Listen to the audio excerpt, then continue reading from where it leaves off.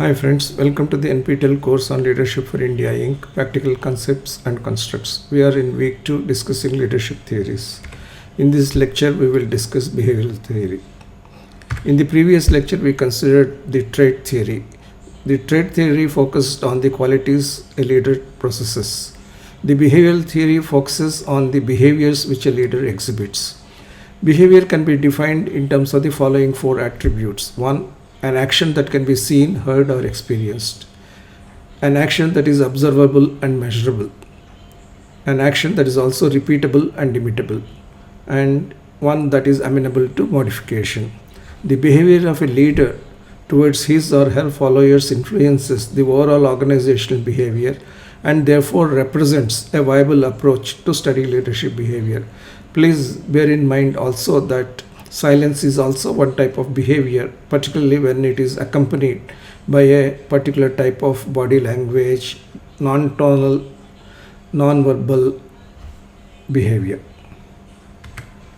There are basically 2 types of behaviors which leaders may exhibit. One set of behaviors is the task behavior set. The other type of behaviors is the relation behavior set.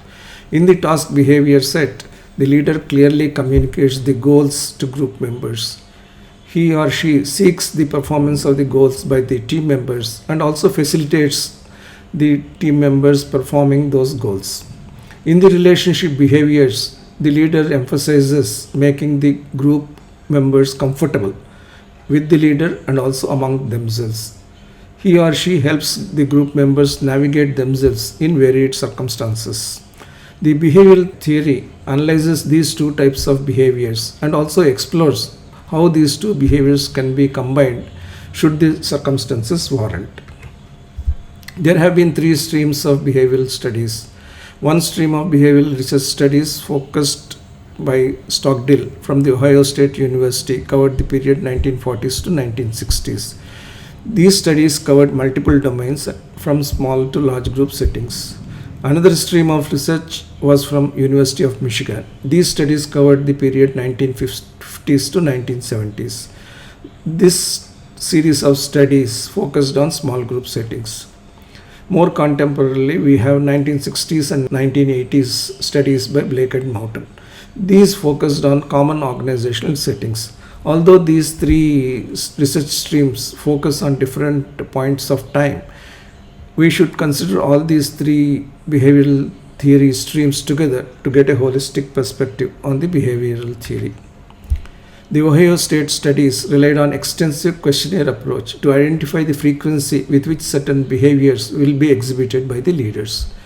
So there was a base questionnaire comprising more than 1800 behavioral patterns which covered different aspects of leader behavior. Based on that, a leader behavior description questionnaire, short abbreviation LBDQ, comprising 150 questions was developed. It was administered to hundreds of people in educational, military and industrial settings in the 1950s. Stockdill further developed a shortened version of LBDQ called LBDQ-12. Developed in the 1960s, it is the widely used instrument in leadership research. These research studies showed that certain clusters of behavior were typical of leaders. The advantage of LBDQ approach lies in its simplicity because it could be self-administered and it could be used for peer administration, or peers could administer the questionnaire for the leader. The findings from the Ohio LBDQ findings were as follows. There were 2 types of clusters as defined by them. One, initiating structure, which represented the task behavior, and the consideration structure, which represented the relationship behavior. So people who belonged to the initiating structure organized work, provided structure. They defined roles, scheduled work. On the other hand, those who belonged to the consideration structure, they focused on building camaraderie. They were focused on building respect, trust, liking between leaders and followers. Ohio considered that these 2 behaviors, task and relationship, were distinct and independent. A leader can be high or low on the initiating structure. A leader can also be high or low on the consideration structure. However, there was no conclusive hypothesis of the most appropriate combination that could be suitable for varied leadership contexts. The University of Michigan studies focused on impact of leaders' behaviors on the performance of small groups. This research identified two types of leadership behavior: employee orientation, which corresponds to the consideration behavior of Ohio studies. As per this, leaders exhibit a strong human relations emphasis. They value the individuality of workers, give special attention to their personal needs. Employee orientation, as I said, is similar to the consideration behavior extended under Ohio studies by the leaders. The second behavior is the production orientation. Leaders who exhibit this kind of behavior have a strong technical and production bias. They view the workers as a means for getting work accomplished. Production orientation is similar to the initiating structure of the Ohio studies. These two clusters of leadership behaviors under Ohio and Michigan studies, initiating structure and production orientation respectively on one hand, consideration approach and employee orientation approach respectively on the other, are similar, but the two studies differ significantly in how they view the behaviors in combination. Michigan studies concluded that the employee orientation and production orientation were contrary to each other. The initial position in fact has been that if a leader emphasizes high production, he would cause low employee orientation, or the leadership style of high production would be accompanied by a low employee orientation style. On the other hand, if the leader has high employee orientation approach, it would also be accompanied by low production orientation approach. Later on, Michigan study shifted the approach. The later position has been that employee orientation and production orientation are somewhat related to each other. So the conclusion at the later stage was that if there were to be a high production orientation of the leader, it could be accompanied by either low employee orientation or high employee orientation. It cannot be said that only low employee orientation would accompany high production orientation. Similarly, if there were to be high employee orientation on the part of a leader, the leader could also have either low or high production orientation. So the approach is that there is some kind of if not proximity, some kind of influence of one relationship over the other. However, while they were considered independent orientations, they were not very clear how one could be truly both a production and employee oriented leadership behavior simultaneously. Even Michigan researchers concluded that if the two behaviors, production and employee orientations, were treated as independent orientations, leaders could be both production oriented and employee oriented simultaneously. The contributions of Ohio and Michigan studies were as follows. Because they focused both on productivity and employee satisfaction, we can say that they have played with the task and relationship approaches to try to understand leadership behavior and the impact on organizational morale as well as organizational productivity. So this quest for a universal theory of leadership led to overlapping but somewhat unclear and contradictory conclusions and recommendations on what is the best, the task leadership or the relationship leadership, or both in combination. Some results did point out that there is value in a leader being highly task oriented and in certain circumstances the leader being highly relationship oriented. However, these studies could not justify, or these studies could not validate these conclusions universally.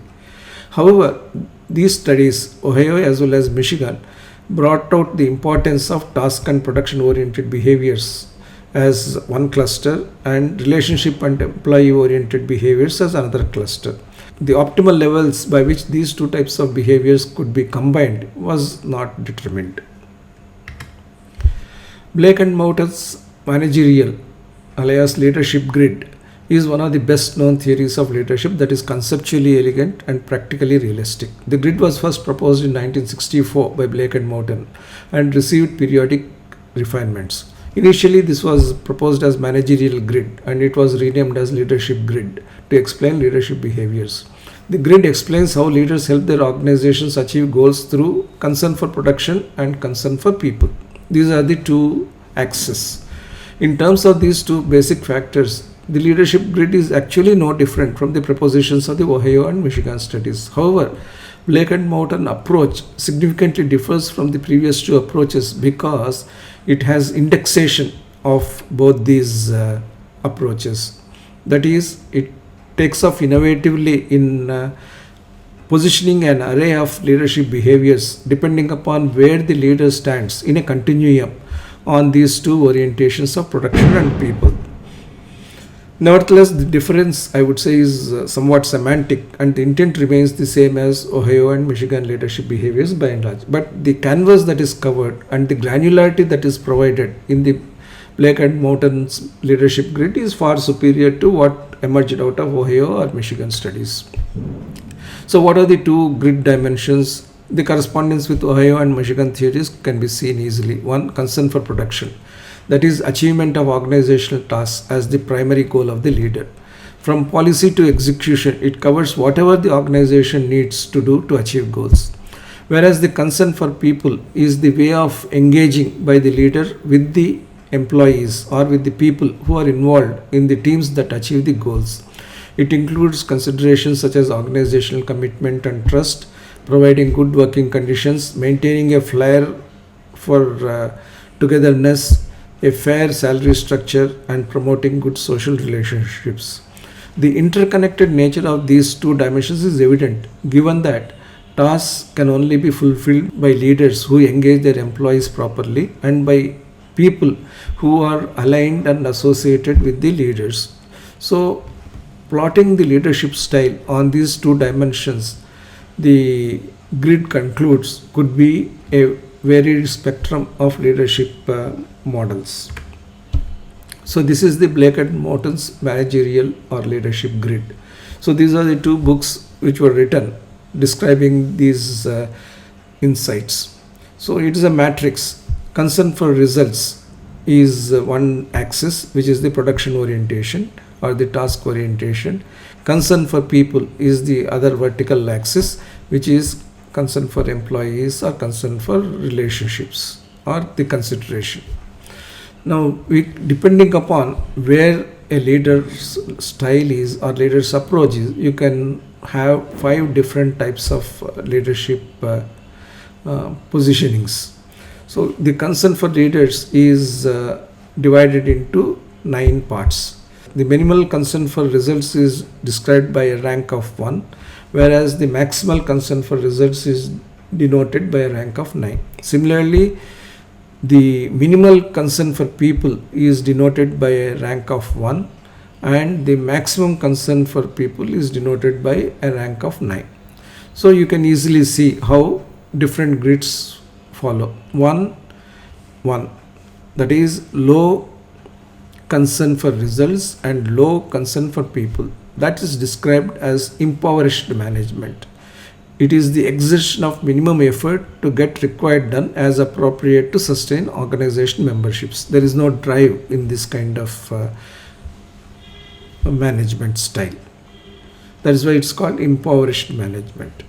The other one is called authority compliance management.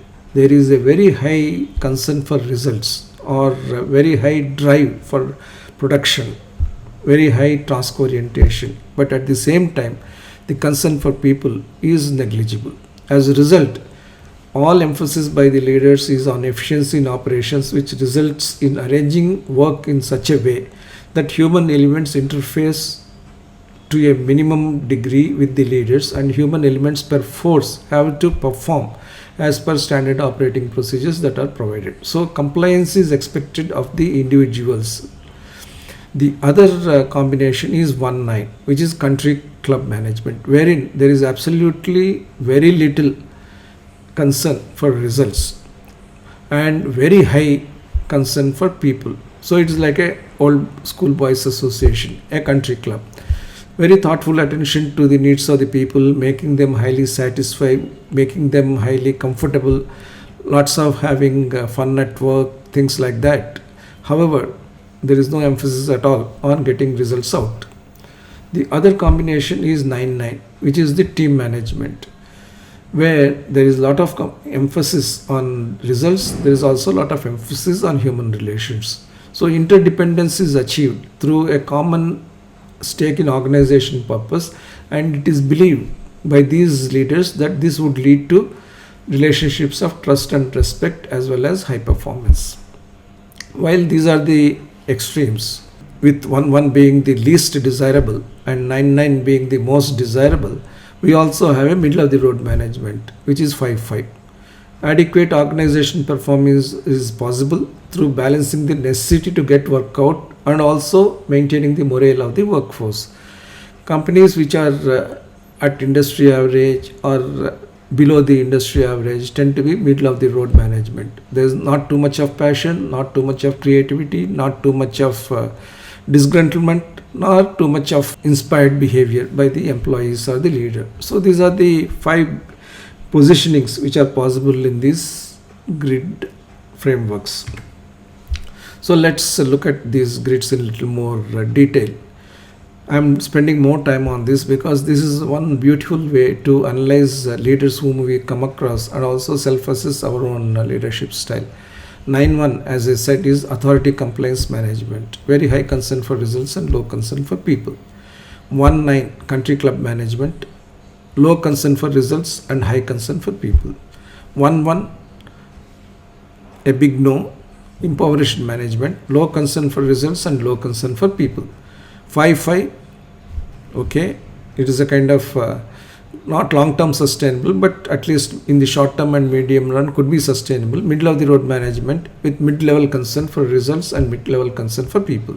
9.9 should be the aspiration of every employee and every leader, where there is team management and concern for employees to the fullest extent, which is also accompanied by the fullest concern for results. So that's the kind of ideal combination that we could have. But in most circumstances, we can have varied positioning. But for this discussion purpose, it is enough if we look at these 5 for conceptual clarity. What does authority compliance management, that is the 9.1 style, do? It emphasizes very strong operations planning and management, so that there is very little requirement for human interface, motivating people or inspiring people. You divide the whole work into unit operations, clearly specify what each person needs to do, and then measure whether this person is delivering on that. And the management also takes responsibility to ensure that others also work in tandem so that they do their work automatically under the overall set of standard operating procedures. Therefore, there is heavy emphasis on task and job requirements, very low emphasis on people, and people are seen just as mechanical robots, unfortunately, in this approach. Communicating with followers is essentially for giving task instructions. Result driven approach is used to manage with very little concern for people. And the 9.1 leader is typically seen as a kind of autocratic leader who is always controlling, demanding, hard driving, dominating, and overpowering. You might be seeing these types of leaders in certain scenarios, particularly, let's say, getting projects done very quickly, construction sites, who command a large number of people and always forcing them to do the work as per the time standards that are set. This represents the age-old authoritarian, task-oriented view of management, probably belonging to the even before the scientific management of Frederick Taylor came, wherein everything needs to be timed and needs to be executed as per the time standards that have been set. It has all the concern for tasks and very little or no concerns for people and their feelings. Then you have country club management is 1.9. It is like a happy-go-lucky group. It believes that if the leader is people-friendly, the people will automatically be motivated to deliver the goods. Therefore, when the leader meets the people, he will not talk about tasks. He will only talk about how the people are feeling. The high emphasis on interpersonal relationships is good per se. The focus on attitudes and feelings of people is also good per se. Having a positive climate created where everybody has a feeling of bonhomie is also good per se, but without any relevance or connectivity to the results they must achieve, it is of very little use in a competitive corporate world. The 1.9 leader is seen to be a very agreeable, eager to help, comforting and non-controversial leader. People will feel happy to be associated with, partly because he is so friendly and helpful, and partly because they are not driven to work in a significant manner.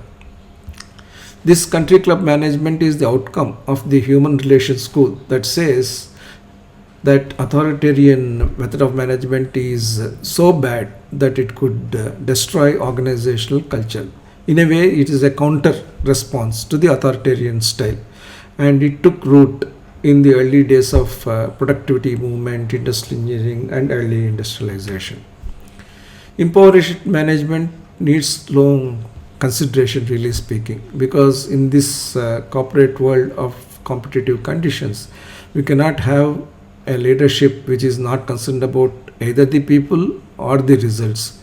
It is only a namesake leadership which exists based on the titles and functions, which is completely uninvolved and withdrawn either from the goal system or from the people system. It has no contact of any kind with the employees. It's a kind of ivory tower leadership behavior. The one leader is seen to be indifferent, diffident, non-committal, resigned, and apathetic. This is not a management style that is to be even discussed at all. However, we do have companies, we do have leaders who do follow impoverished management, not necessarily of one variety, probably of two variety, or 2-3 variety, or 3-2 variety. It is certainly anachronistic in today's world, and if there were to be an impoverished management, every effort must be made to slide it up towards a better model of leadership behavior. Then the middle of road management. Most companies which are around the industry average could fall into this road. It is a personification of compromise leadership in the name of balance between results and people. Key aspects are intermediate concern for task orientation and intermediate concern for employees who undertake the task. There is always a kind of compromise which the leader strikes between pushing for results and taking care of people. For example, in current circumstances when employees are having significant difficulties, the compromise the leader might strike is not to push for results at all, because he believes that pushing people at this stage could be counterproductive in his own view. So it is a kind of compromised management. Conflict avoidance is very much the motto of the leader.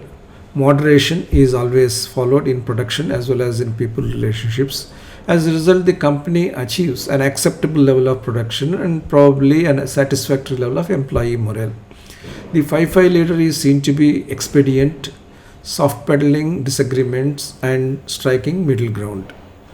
It doesn't allow the organizational boat to be rocked.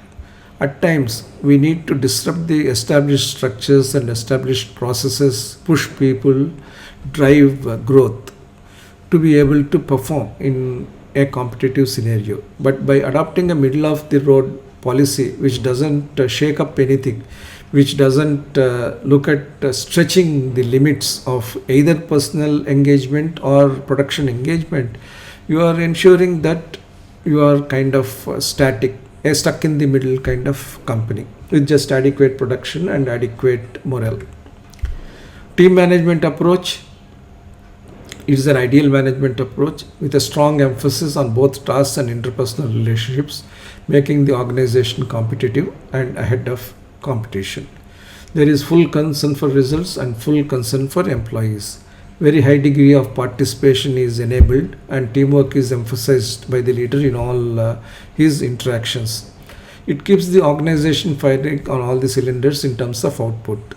It fulfills not merely probably the basic needs of the employees, but also in the Douglas McGregor kind of approach. That is, work is natural to the employees. We should empower them to be able to perform better.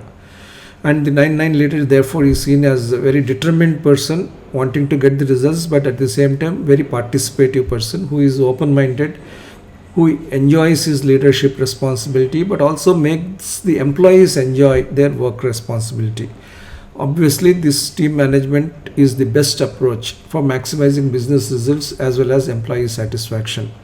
It also assumes that there is no conflict between the two, and any disagreements will be openly discussed and resolved. The team manager under this system should have the total capability to motivate people for maximal results, although there could be genuine difficulties. which he would try to solve through genuine concern for those difficulties and the solution mechanisms. Therefore, team management requires the highest caliber of leadership ability and commitment.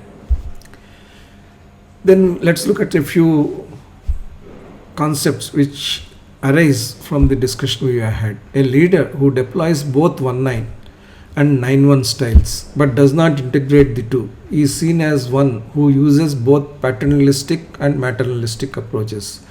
Such a benevolent dictator acts so generally for achieving the goals. When we say paternalistic, a style which has work cut out as the task and a goal as a non-violable responsibility. When we say maternalistic, it is engaging with the followers, caring for the followers. If a leader were to combine both these approaches, he would probably become a benevolent dictator. He is a familial dictator. Organization is considered as a family and followers as members. But the leader says that I am the director and you are the follower. I am the caretaker, but you are the result giver. That is the approach the benevolent dictator takes. They would only reduce the harshness that is implied in the task orientation and do not generally empower the employees to come up with their own contributions, because the maternalistic style is not a genuine participative style. It is developed to give a soft touch to the dictator, more like a iron fist in a velvet glove. There is also the opportunistic leader who uses all the 5 types of leadership depending upon the composition of the teams, depending upon the nature of the goals, focusing on his personal achievement and not necessarily on the people's achievement. That leader will be seen as an opportunistic leader, because people will see through the game. Today he is a task oriented leader, tomorrow he is a highly human relations oriented leader. At some other point of time he strikes a middle ground. At some other point of time work is all fun. So they say that this leader is trying to be opportunistic. He is seen simultaneously as one who is ruthless, who is cunning, who is manipulative. So these toggling approaches give these traits as labels for him. And the style is seen as self-serving and self-centered. The tag that is given therefore is that he is an opportunistic leader. Certain types of firms may consider opportunistic leadership as the ideal way to coast through rapidly changing environments. It is seen as being flexible, being adaptable, and even strategic by some firms. But in the long term, such leadership cannot be more than a tactical approach to win over certain immediate situations. So how does this work? Let's try to simulate the 3 behavioral approaches. Let's say there is a huge need for production. It entails heavy task orientation. Then obviously high production is extracted out of the workforce, but employees cannot manage that level of pressure. So there would be employee attrition. Then when employee attrition happens, the management will wake up. They would switch to heavy relationship orientation. But then what happens? Business slippages occur, but with employee comfort.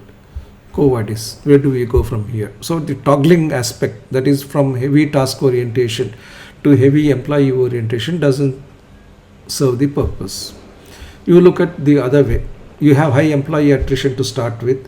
Therefore, you emphasize heavy relationship orientation. You retain all the employees, build a happy organization, but you have very poor production output. Then you switch tracks. You will say that I need heavy task orientation. I will demand the highest levels of production from my employees. High production arises, but again with employee attrition. Again, quo vadis. Where do we go from here? Therefore, trying to toggle between the leadership behaviors, which apparently represent, if not two extreme polarities, 2 polarities of dealing with employees and work, could be troubling. Therefore, deploying a leadership behavior, either task or relationship, based on immediate needs, opportunistic circumstances could provide early wins, but could lead to volatility in how business performs, how organization perceives, and how leaders themselves are effective. Overall, it provides a very misty and opaque organizational culture that confuses and confounds the team members and the followers. So, I would not recommend toggling behavior on the part of leaders from task to employee and employee to task.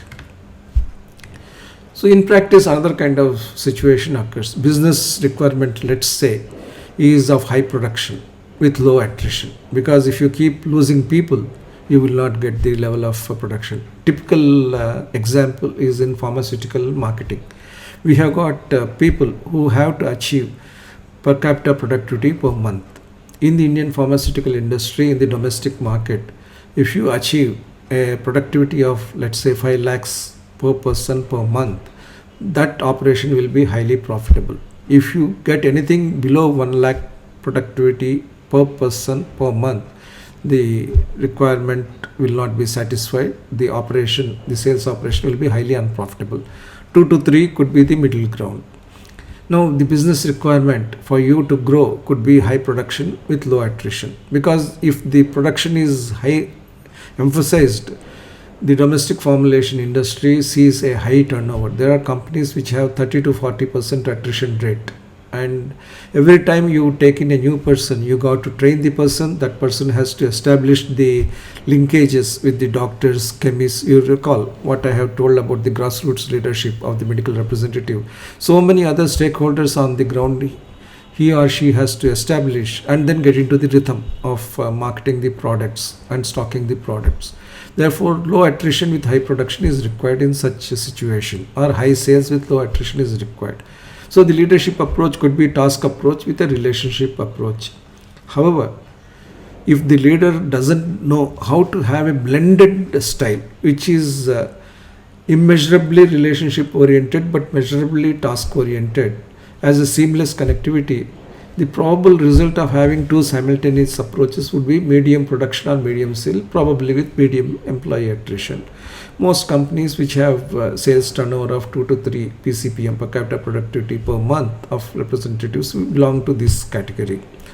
So, as long as we see these two approaches, that is of task and relationship, as two different approaches to be adopted by a leader, and which could be adopted not simultaneously but in a modest combination or in sequential cyclicality, the organization will only have suboptimal results. So we need to find a way in which both of these are amalgamated, and in fact an alchemy of both these would be created. We will come to that during this course at some point of time. What is the utility of behavioral theory? It tells the leader very quickly what kind of approach one should adopt in some situations where there is, let us say, in today's circumstance, where production has to be ramped up after the unlock situation, there may be a need for a task approach. By the same token, in certain other situations, because of the lockdown and the economic strife that has caused, you need to be empathetic, you need to have relationship approach. In some situations, both task and relationship approaches are required. So the challenge for the unified leadership behavior is to understand how to assess what situation requires what type of behavior. However, apart from delineating these two types of behavior, the behavioral theory is not giving us any concrete methodology to deploy leadership behavior in manner that is applicable for all situations. That is the biggest lacuna in the behavioral theory.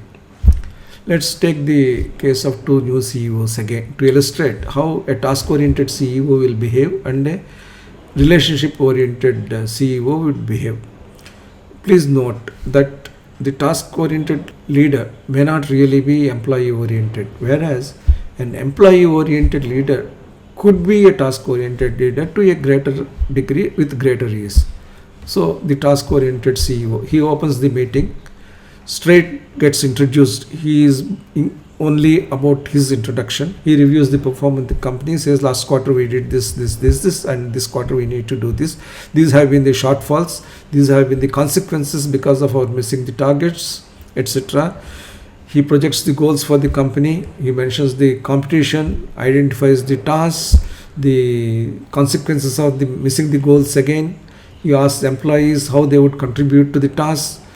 He or she emphasizes monitoring mechanisms. Because I have put in place a monitoring mechanism, you better perform. Exhorts employees to earn incentives based on their performance. He or she believes that emphasizing the reward portion of the whole employee work cycle is the appropriate and adequate motivator. And then the CEO closes the meeting on time. He closes always the meeting on time. He believes that productivity is very important, and by starting and closing a meeting on time and just sticking to the knitting and not diverting himself or herself from the topic to, let's say, the employee concerns or the organizational concerns, he is demonstrating how objective and how task oriented he or she is.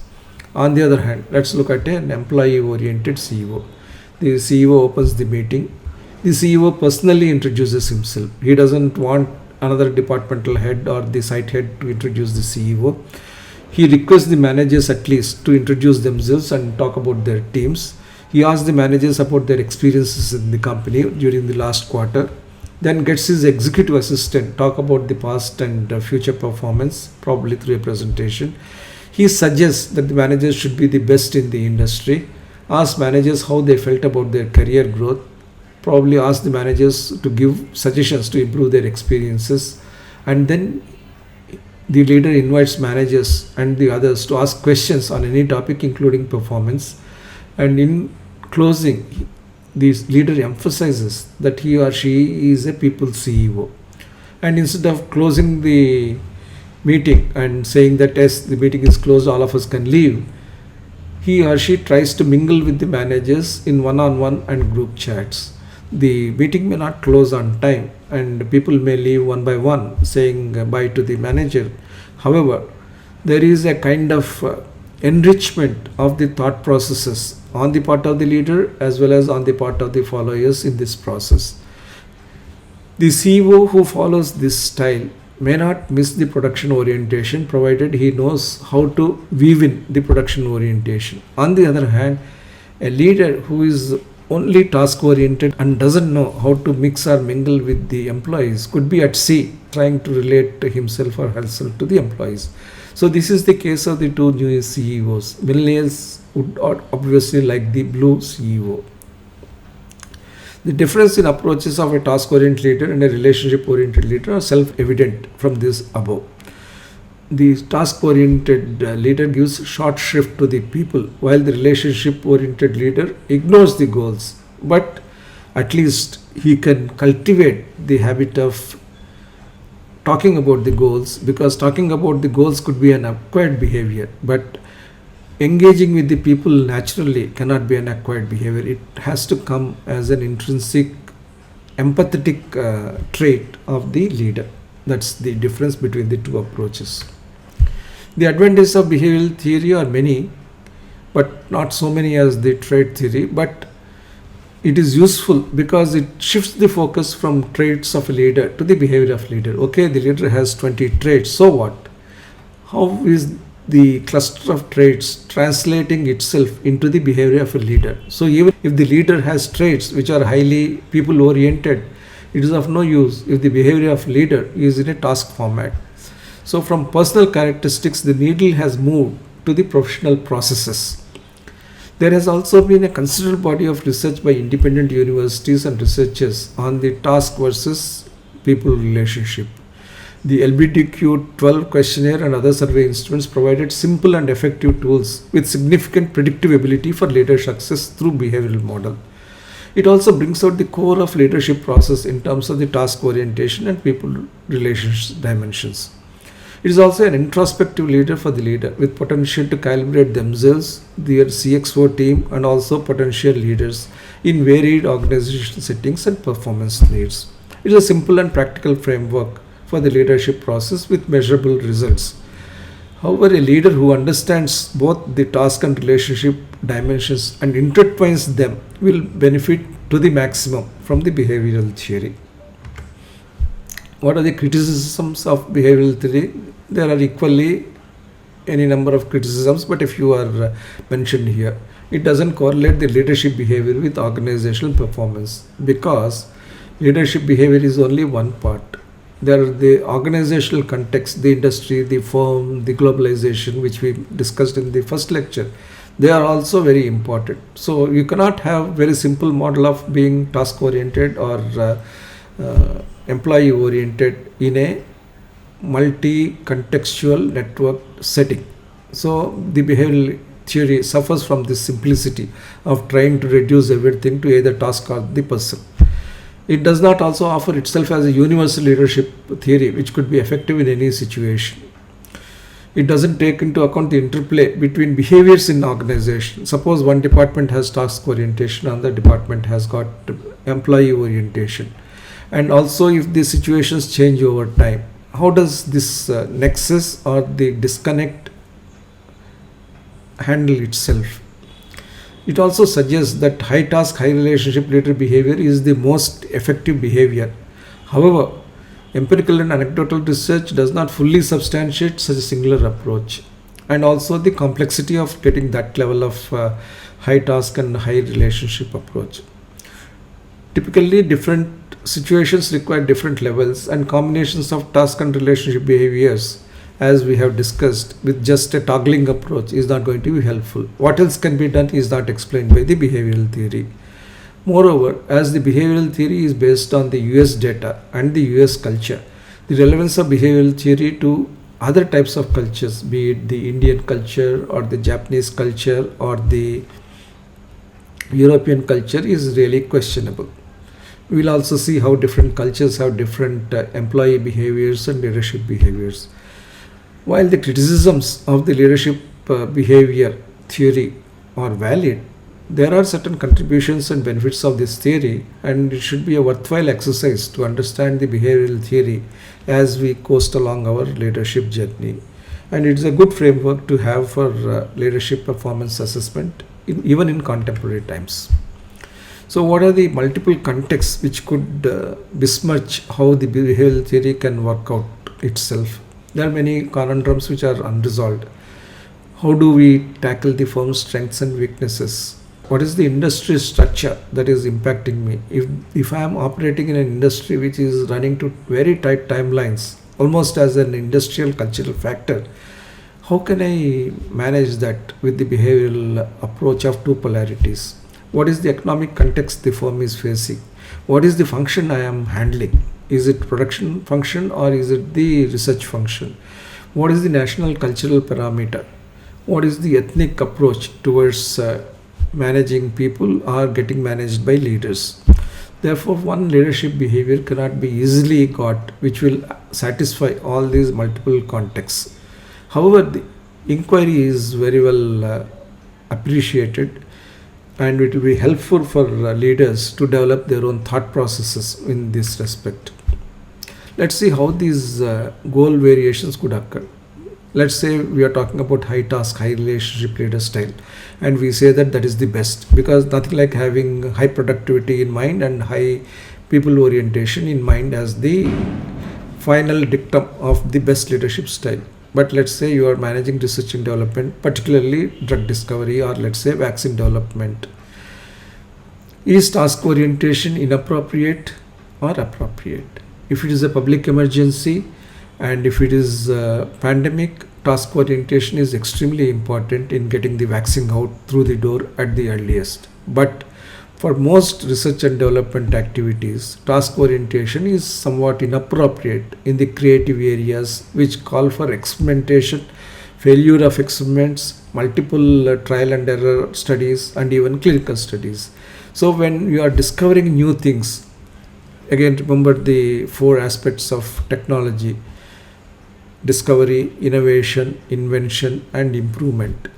Depending upon the group in which your research and development activities are concerned, you can use task orientation to a particular degree in each of these grids, not in the same degree. But at the same time, you can override that constraint when public emergencies exist, even in R&D. Then production. Generally, production environment involves repetitive, tightly timed work. It is considered the ideal one for the task-oriented approach. But there have been studies, Hadan studies, which explained and which demonstrated to us that by engaging with the people, the supervisors create a sense of belongingness to the workers, and the productivity is almost automatically increased. Similarly, by providing better working conditions, employees feel one with the management, and therefore, even in a production environment which requires a task orientation, subtle employee touches create a employee relations oriented leadership behavior, and in turn leads to better productivity. Let's say quality. Amongst all functions, it is seen as the most objective, impersonal, clinical, and it is nothing but product, process, workplace quality. It is a standard which has to be met, and no arguments, no tolerances about that. This is again an ideal situation for task orientation. But those of us who understand the Japanese method of quality management, the quality circles, involvement of shop floor workers in the ideating mechanism, use of Kaizen and various other work improvement practices, employee ownership is seen to be the critical parameter of even a function such as quality, which is objective and has only a go or no go kind of determination. These three examples are suffice to tell us that a universal theory of leadership based just on high task or high relations, or high task and high relations as an aspirational goal would not work. Therefore, we should not label any one leadership style of behavioral theory as being the most appropriate, even to situations considered to be ideally amenable to such leadership styles. We got to have an open mind as leaders and use the leadership style appropriately. Then also we should look at the traits and the behavioral nexus. If you review whatever we have considered in terms of the traits, you will get 28 traits in total. Out of these 28 traits, 16 traits are relationship oriented and 12 traits are task oriented. So there is actually a preponderance of relationship oriented traits that are expected of a leader and have been proven in different trait theory researches to be of having some validity. There are only 12 traits which are task oriented. Therefore, we should see this as one holistic approach rather than a discrete approach. And different traits will have different levels of task and relationship orientation. If you are a persistent leader, for example, it is not that you would be only task oriented leader. You will be persistent along with a passion for the task, as we said, and that passion for the task involves motivating and inspiring your co-workers, co-founders. So that is the ingrained overlap or connectivity between the two.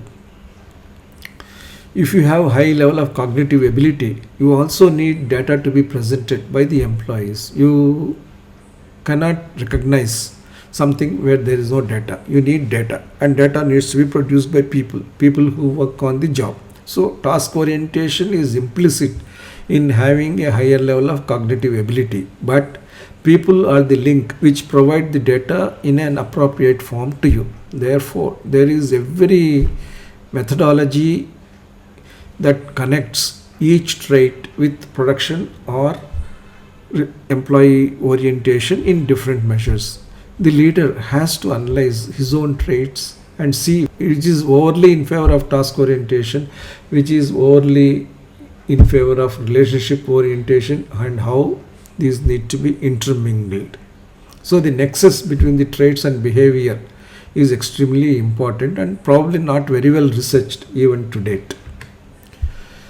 How do we apply behavioral research? The greatest benefit of having the behavioral theory is that it holds a mirror to a leader. It tells the leader, what is my behavior? Is it effective? The leader can ask himself or herself, what is my behavior? Is it effective? What should my behavior be? How can I change my behavior? What are the circumstances that are being encountered which require a different kind of behavior? Then the second question is, how can I develop myself? Now that I have this leadership questionnaire, why not I use the questionnaire to assess my leadership behavior? And how do I use the assessment results to improve my behavior? And what should I target out of this improvement through my behavior? If I am already a relationship oriented person and I have to change my behavior to be also a task oriented person, should I try to raise productivity? Should I try to increase morale to an even higher level, or both? Therefore, behavioral theory is a kind of mirror for the leader and also for the followers. Behavioral theory is applicable in larger groups and organizations, but in small organizations, behavioral theory may not be so visibly operating because traits themselves are seen as behaviors in small group interactions. Whereas in large organizations, it's very difficult to understand the traits of a leader, but the behaviors of a leader will be more tangible, more visible. So, from a point of view of applicability, we can say that behavioral theory is more applicable for large group settings and large organizations, whereas trait theory is applicable with small group settings and for small organizations, with the proviso that traits almost define the behaviors in small groups. Given that, I would like to also state that amongst various theories which we have considered so far, Blake and Moten continues to be a kind of gold standard in leadership grid seminars in the area of behavioral theory. The institute, it is an international organization which conducts several seminars for self-assessment, small group experiences for candid critics, because these inputs help managers define effective leadership, and they try to answer two questions: how to manage for optimal results and how to identify and change ineffective leadership behaviors. So I would repeat once again that the behavioral approach is applicable to all leadership activities. It is different from trait theory in the sense that it moves the needle from personal qualities of the leader to the behavioral personality of the leaders. Whereas the traits are so many in number and having a very large canvas, the behavioral theory at once strikes as a very simple mechanism of having either production orientation or employee orientation, and in that respect Blake and Moten gives a very nice granularity, combining the concern for results with the concern for people with indexation of the level of concern, and comes up with 5 leadership grid positionings.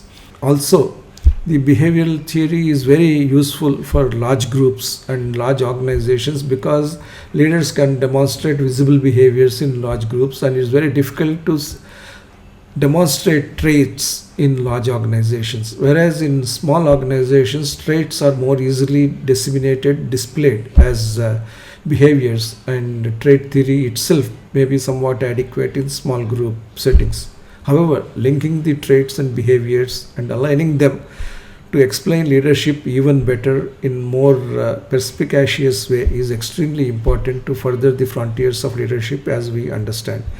Through this course, we will also try to find out various ways and methodologies to accomplish that, because the linkage between traits and behavior could provide one golden mean for solving leadership riddle in many situations and circumstances. With this, we come to the end of behavioral theory session, and we will cover another theory in the forthcoming lecture. Thank you very much for your kind attention.